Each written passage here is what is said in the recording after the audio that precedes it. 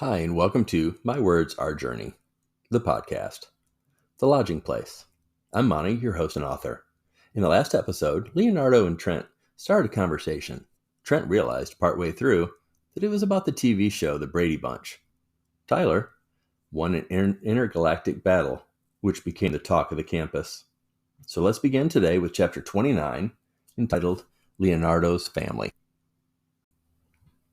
Trent had listened so intently that when he realized they had walked from the herb garden to the church and back, he was surprised. It was clear his new little friend had held things in for so long. Once he had the opportunity and a willing ear, he could have not stopped even if he tried. Leonardo had had a rough life, but as he spoke, there was no need for sympathy, just a desire to share his experience. Trent thought Leonardo just needed him to understand why his new friend was the way he was. On Leonardo's planet, children were born into their future purely based on their family's stature. His had been a life of service. His parents had had 4 children, and each had been put into service as young ages. 2 of his sisters had been given to a powerful couple that could not have children, and while he had had no contact with them over the years, he had heard they were doing very well in their new lives.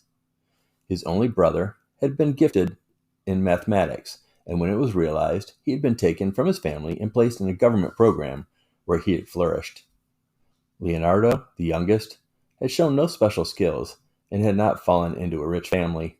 No, his future, from the age of 6, had been to do the will of Kay and his large family. Both Leonardo's parents worked in the home of Kay, and it was only natural that their son joined the family business. At a young age, he began working in the kitchen, then stables, and over the years proved himself to be a quick learner and hard worker. His title is doer, he explained to Stephen. As a doer, he only did what Kay required. He had been in his current position for 170 years. He had been alone for just over 100 of those years, no family, friends, or even acquaintances. As a doer for one of the most powerful figures in the universe, Leonardo had made some enemies, not of his own doing, but because of the will of his master. And those he had not offended or downright made mad did not want to be around him in fear of saying or doing the wrong thing, and it gave him back to Kay. Leonardo was in a position many desired, but no one could understand until they lived a day in his life. Leonardo's whole existence was to do the will of another, and when there was no task to carry out, he was to wait. Just wait for his next assignment. He had been told of times that his master's eldest daughter had been killed. He had not been contacted for over 4 months. No contact, no task, just wait. 100+ years of that life would make anyone want to be part of the Brady Bunch, Trent thought. While those at the lodge worked diligently to ensure a proper wedding, on planet KX-593, plans were also being made. Kay had not slept well. He was a fearless warrior and mighty leader. He, however, had no desire to visit the planet called Earth. There was no one thing he could explain as a reason behind his hesitation. It was merely a feeling, a strong reluctance to visit the planet his daughter had talked about so much. Invitations had been extended over the years, and they had been followed by polite declines, horrible excuses, and promises to his peers to make the trip at some point. Never in his wild imagination would he have surmised the trip would be to watch his beloved daughter marry a human being. A nightmare he had never considered when he reluctantly gave in to her request to be part of the science team assigned to the small speck in the universe. Commander on high and leader of the mighty XK warriors, he was a man of great power. It had been that way for so long, it was hard for Kay to remember a time when his every request was not met, and he did not see the fear in the eyes of those that answered to him. So long, in fact, it just became part of who he was. Only his family did not quiver when he entered a room or spoke a command. His lovely family. It had been explained early on to those close to him that he could not show in any way affection in public, not to anyone. There were many over the years that had looked for any sign of weakness, and he was determined to show none, not merely for himself, but for his family and for their world. From the highest point of the tower where he stood, Kay had a remarkable view of the night sky. In life, as in battle, one must have the upper hand, Kay thought, as the smile vanished as quickly as it had appeared. It was the only thing that he had learned from his father. Why had that voice just said those words? He had not thought of his father or his favorite saying in a long time. Chapter 30. Mr. Smith.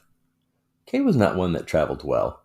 There was so much to do and never enough time, no matter the doers he had at his call. If his demeanor could generally be described as brash, then his travel mood would be described as something much worse. Minutes after the 3-hour meeting with two of his commanders finished, he was ready to start something else. Unlike humans, he did not need downtime. He found the idea of resting while so much was yet to accomplish in the universe absurd. A yellow file rested next to the reports he had just reviewed with his team, caught his attention. Kay nearly knew the contents by heart, but decided to review the material one last time before his arrival. It was not a pleasant read, but necessary. The file contained the life of one Mr. Germain Smith, the man that was taking his daughter away from him. Smith was born in the year 1957, somewhere called Durham, North Carolina, to Marge and Derek Smith, both of whom were educators of the young. A respectable profession, Kay thought as he contemplated the man they raised. There was nothing in the file from birth until the age of 18 of any interest.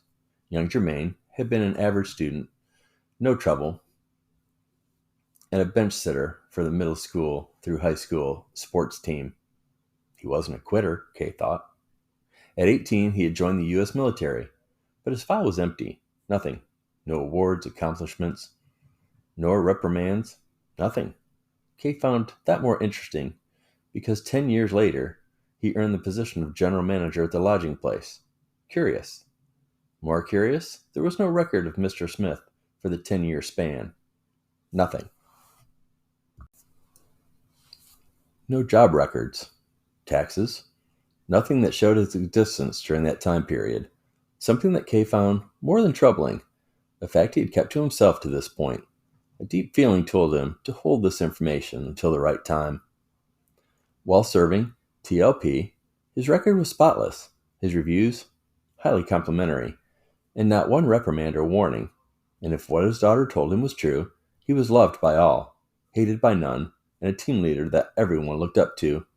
So if he was such a wonderful human, Kay stopped himself for a moment and let his mind wander. If this man was such great as people thought and reported, why had he never married? One could ask the same of his daughter, if they didn't know her father. Lucura was 113 years old and had never really had a boyfriend, to his knowledge, and he would have known. As the daughter of Kay, it would have taken a very special man to attempt to show interest in his beloved Lucura. Such a man had not graced their door, and for that he now worried. Was his punishment for being so protective a human son-in-law? The idea circled in his head as he tried to think about what he could have done differently. The notion of a human who was going to be living on his planet, building a life with his daughter, did not sit well. They had, however, quickly agreed to live within the confines of Kay's complex, which gave him some comfort. There, he and his staff would be able to keep a close eye on the new dweller. History was going to be made in the next few weeks. No 593ers had ever married a human. No human had ever seen their planet, and Kay would be stepping onto Earth's soil for the first time. History. A history he preferred not to be a part of, but a history nonetheless. And for his daughter, he would do anything. But he would not make it easy. Chapter 36. Stacy. Time was passing quickly for the Stevens family, and for Stacy, it was no different. The reservations she had had about the family, the move, and the hundred other things had faded away for the most part. If she was being honest with herself, there was a small voice that would speak to her occasionally. What if this all goes away? Then what? It was a legitimate question. What if they offended a guest, made someone mad? What if Trent couldn't handle the position or the pressure? Hated his boss? When that voice spoke and her blood pressure rose, that was when she would take a deep breath and remind herself of her faith. God would not put this wonderful thing in front of her family and then take it away. She refused to believe that. But Stacy was still going to do her part, so she pushed herself to be a little more outgoing, smiling and speaking to everyone. Cakes and desserts had been made and delivered to many of their new neighbors and friends. dinner party for all the managers and their families had been planned for 2 weeks after the wedding. She was volunteering for anything and everything she remotely thought she could be good at or contribute to, and some maybe she couldn't. Stacy was loving every minute of it. To be able to spend her days helping others, working on projects, organizing the family schedule instead of stressing all the time about, well, everything. Sure, part of it was the financial freedom, but it was much more than that. There was no crime, no bad news. It was as if the outside world didn't exist, only what happened within the community. To her, it wasn't scary. It was just what it was. Their lives before had all been too much for her. She hadn't fully realized it until they'd been at the lodging place for a little while. When she realized, she felt better, looked healthier, and had not had one of her headaches since their arrival. Trent and the kids had full days, and Stacy was making sure hers was the same. It was the best she had felt in years. When she feared it would wear off, all she had to do was look around. Happy moms with their children, smiling faces, couples holding hands, clean this, organize that. It really was, well, perfect. She did realize the other side of the property, where the guests spent their time, had not been shown to any of them yet, but Stacy could only imagine it was even better, if that was possible. Pictures were as close as she had come to the visitor's property, where there had been no indication when they may be exposed the entire landscape, but she knew better than to ask Trent until after the wedding. Actually, she hadn't really thought about it, but the wedding could very well be held there. That would make her happy. Her next thought was about Trent and the stress she knew he was under with the upcoming nuptials. He hadn't talked about it much, but they had been together a long time. She knew. The support he seemed to have with William and now whatever help Leonardo could give was surely going to make things better. Easier? She hoped.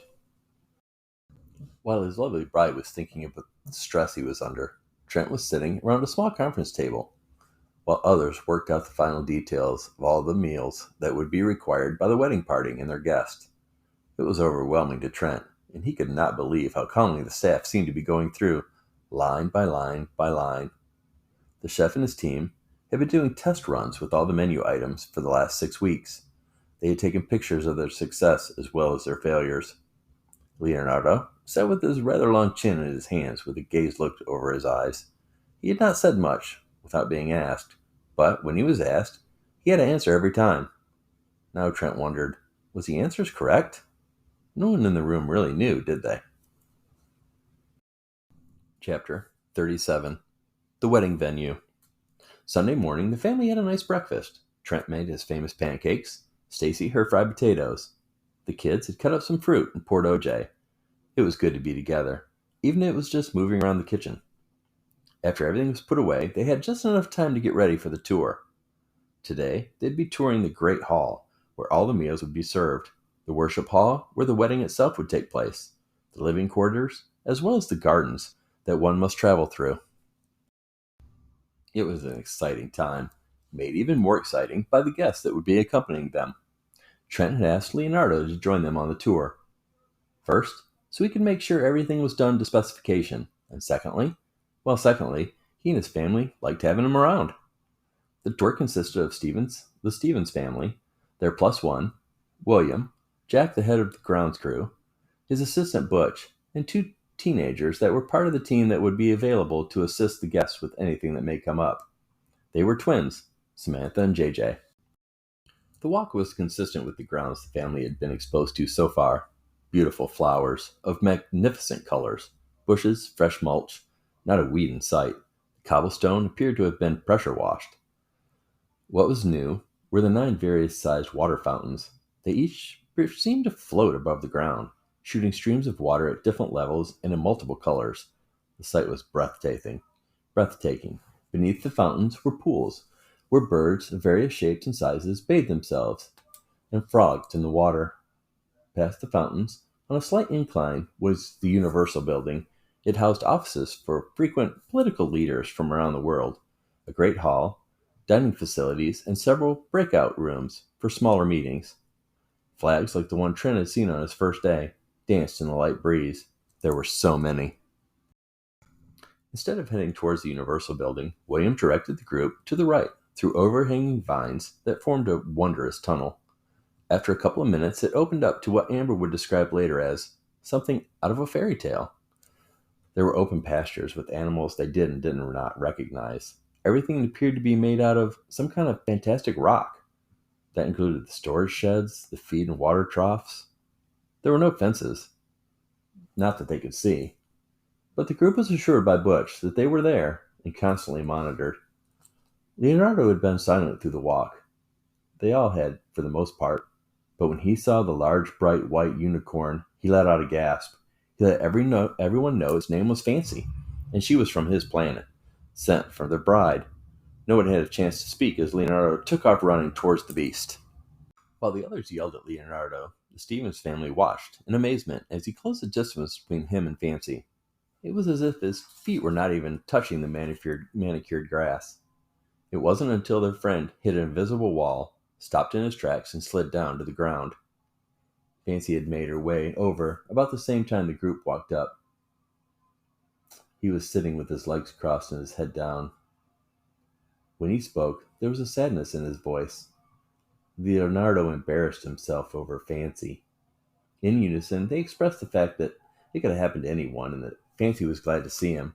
But it was when Jack pulled a handheld device from his pocket, pushed this, and swiped that, and Fancy walked through over to Leonardo and playfully bit him on the shoulder that Leonardo perked up.